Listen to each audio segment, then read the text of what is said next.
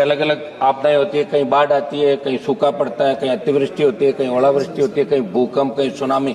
तो अपना देश जो विभिन्न संस्कृति के अंदर बसता है, विभिन्न हमारे पहाड़ पर्वत से लेके मैदानी इलाके, रेगिस्तानी इलाके, तो अलग अलग समस्याएं हर स्टेट की है। तो इसमें मेरा आग्रह आपसे रहेगा कि प्रत्येक सांसद से आप राय लेते तो निश्चित रूप से इससे और कुछ निकल के आती और ज्यादा लोगों को राहत मिलती। सरकार की SDRF नॉर्म्स के तहत प्रदान की जाने वाली सहायता राशि की तरफ आपका ध्यान आकर्षित कराऊंगा मंत्री जी। मैदानी इलाकों में 1,20,000 रुपए जब मकान नष्ट हो जाता है, पहाड़ी इलाकों में 1,30,000 की सहायता राशि है। सब कुछ जिसका उजड़ जाता है वो 1,20,000 और 1,30,000 में कुछ नहीं कर पाता। मेरी मांग रहेगी कि कम से कम 10 लाख या 15 लाख रुपए इसके लिए राशि तय की जाए। मंत्री जी, किसी कारण से किसी के घर में झोंपड़ी के अंदर आग लगती है तो उस नुकसान की भरपाई के लिए कोई ठोस प्रावधान आग के इसके अंदर नहीं है।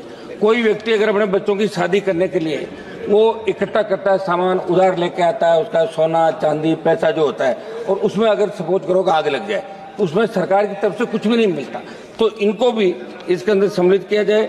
मैं ये भी कहूंगा किसान अपनी उपज को स्टोर करने के लिए, जिसको अपन खलिहान बोलते हैं, उस खलिहान के अंदर अगर आग लग जाती है तो उसको भी आपदा के अंदर नहीं लिया गया। भी मांग रहेगी कि इसको भी इसके अंदर लिया जाए। आप कपड़ों पर दे रहे हो 2500 रुपये, आप दे रहे हो न्यूनतम 75% भुगतान सरकार करे। ये मेरी मांग है कि जितने उसकी नुकसान हो इसका आकलन करा के और उसको अधिकतम राशि उस व्यक्ति को मिले। अतिवृष्टि या बाढ़, अकाल, शीतलहर या लू से भी लोगों को भारी आर्थिक नुकसान उठाना पड़ता है। इस समय में भी आप करेंगे। सांसद कोष और विधायक कोष से भी ऐसी परिस्थिति में जहां किसी भी प्राकृतिक आपदा से लोगों को नुकसान हुआ हो। वैसे सांसद कोष बहुत कम है, 5 करोड़ है। हमारा राजस्थान का तो एक विधायक को 5-5 करोड़ रुपए 8 कॉन्स्टिट्यूंसी में हम आते चुन के, तो कम से कम सांसद का कोष बढ़ाते हुए अभी उत्तर प्रदेश से हमारे आने वाले माननीय सांसद ने कहा कि बाढ़ जहाँ जाती है या कोई प्राकृतिक आपदा आती है तो उस समय आवश्यकता होती है कि उसे तुरंत हम क्या सहायता दें। तो उसको जैसे स्कूल के अंदर या कोई जो सरकारी भवन होता है उसमें खाने पीने की व्यवस्था, दवाई की व्यवस्था, या अपन उसके लिए लगाएं रेन बसेरा उसका करें, वर्षा को रोक सकें और तुरंत हम सहायता क्या दें। तो ऐसी सहायता के लिए सांसद कोष को बढ़ाते हुए सांसदों को ये आप अधिकार दें कि उस सांसद प्राकृतिक आपदा के समय कुछ मदद कर सकें। लोग हमारे पास आते हैं, मदद नहीं कर पाते, तो इसके अंदर आप प्रावधान करें और सांसद के ESP बढ़ाएं। SDRF NDRF के नॉर्म्स के अनुसार मदद करने की सिफारिश करने के अलावा कुछ नहीं कर सकते। इसलिए आपसे हमारी गृह राज्य मंत्री जी जो बहुत ज्यादा ध्यान भी रखते हैं हर व्यक्ति का, हर सांसद का, तो आप इस विशेष रूप से इस बात का ध्यान रखेंगे कि लोग हमारी तरफ देखते हैं और हम सरकार की तरफ देखते। 1 मिनट था, बातों समाप्त करने कंप्लीट कर ली, कंप्लीट। हाल ही में अग्निशमन सेवाओं के आधुनिकीकरण से जुड़ा मेरा सवाल था, जिसके जवाब में गृह राज्य मंत्री जी ने कहा कि अग्निशमन सेवा राज्य का विषय और अनुच्छेद 243(ब) के तहत भारत के संविधान की 12वीं अनुसूची में एक नगरपालिका कार्य के रूप में सम्मिलित किया गया।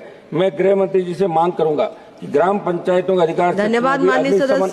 1 मिनट समाप्त कंप्लीट करिए प्लीज। 1 मिनट नहीं हुआ अभी तो, हम सब 2-2 चर्चा मिनट तो देखो।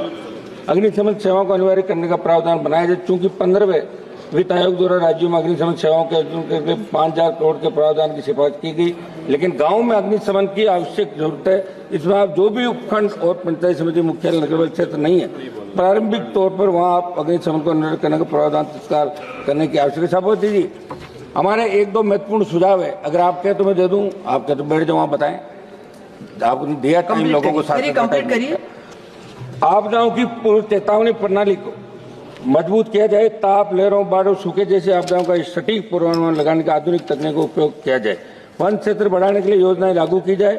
औद्योगिक प्रदूषण को रोकने के लिए सख्त कानून बनाए जाए। आपदा के बाद राहत कार्यों को तेज और व्यवस्थित किया जाए। प्रभावित क्षेत्रों में पुनर्वास और रोजगार की व्यवस्था की जाए। राजस्थान के अंदर अभी हमारे खेजड़ी का वृक्ष, चलिए धन्यवाद। एक लास्ट समाप्त कर रहा हूँ साहब, लास्ट।